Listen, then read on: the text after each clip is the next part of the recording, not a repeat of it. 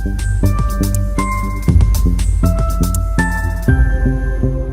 दोस्तों, welcome to यज्ञ investment academy और टैक्स थर्सडे में आपका फिर से स्वागत है। दोस्तों, आज का हमारा टॉपिक है एनआरआई के रिलेटेड और एग्रीकल्चर लैंड के रिलेटेड।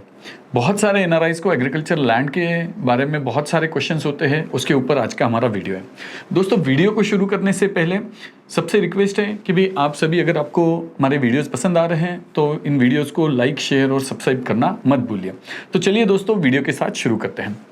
दोस्तों, बहुत सारे एनआरआईज हैं जिनको ये क्वेश्चन होता है कि भाई अगर मेरे पास में इंडिया में एग्रीकल्चरल लैंड है तो क्या करना है, या फिर अगर एग्रीकल्चर लैंड वो बाय करना चाहते हैं तो क्या करना है। तो चलिए दोस्तों, हम शुरू करते हैं। पहले तो दोस्तों, एनआरआई जो है वो एग्रीकल्चर लैंड को बाय कर सकता है क्या? तो बिल्कुल नहीं। बीइंग एनआरआई और ओसीआई, यहाँ पर एनआरआई के साथ में ओसीआई समझ लेना है हमको कि भाई बीइंग एनआरआई और OCI nobody can purchase an agriculture land in India. मतलब NRI OCI agriculture land India में बाय नहीं कर सकता है।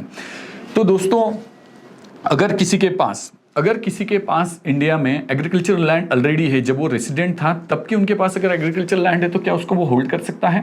तो बिल्कुल वो होल्ड कर सकता है। बीइंग एनआरआई हो या ओसीआई हो, दोनों भी अगर इंडिया में ऑलरेडी उनके पास एग्रीकल्चर लैंड है, उसके बाद वो एनआरआई या ओसीआई बनते हैं तो वो उसको होल्ड कर सकते हैं।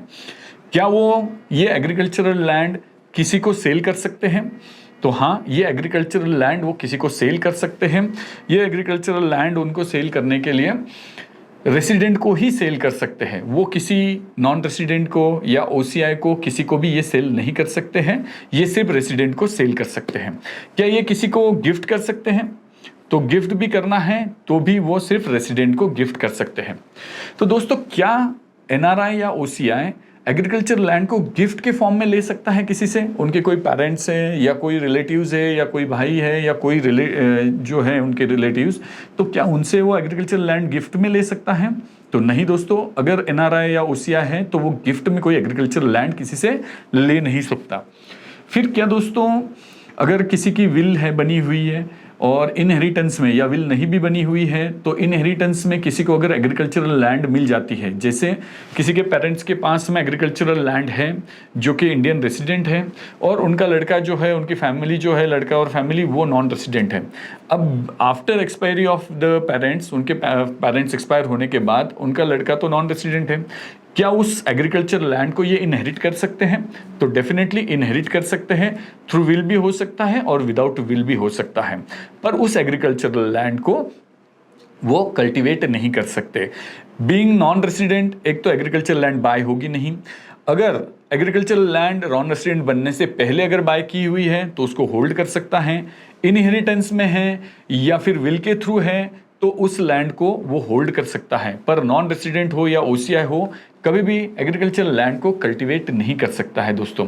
तो दोस्तों, सवाल हो सकता है, क्वेश्चन हो सकता है कि भाई एग्रीकल्चर लैंड अगर मैं कल्टीवेट नहीं कर सकता हूं तो उसको होल्ड करके करना क्या है?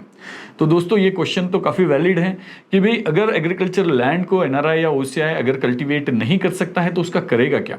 तो उसको तो एक ही रास्ता है कि भाई वो सिर्फ रेसिडेंट को सेल कर सकता है। वो इवन नॉन रेसिडेंट या दूसरे ओसीआई को भी सेल नहीं कर सकता है। तो उनके पास तो सेल के सिवा दूसरा रास्ता नहीं है। कल्टीवेट तो उनको करना नहीं है। इधर दे शुड होल्ड दैट और दे शुड सेल दैट। तो इससे ज़्यादा उनको कुछ करना अलाउड नहीं है। तो होप दोस्तों आपको ये वीडियो पसंद आया होगा। अगर पसंद आया है तो लाइक, शेयर और सब्सक्राइब करना मत भूलिए। थैंक यू दोस्तों।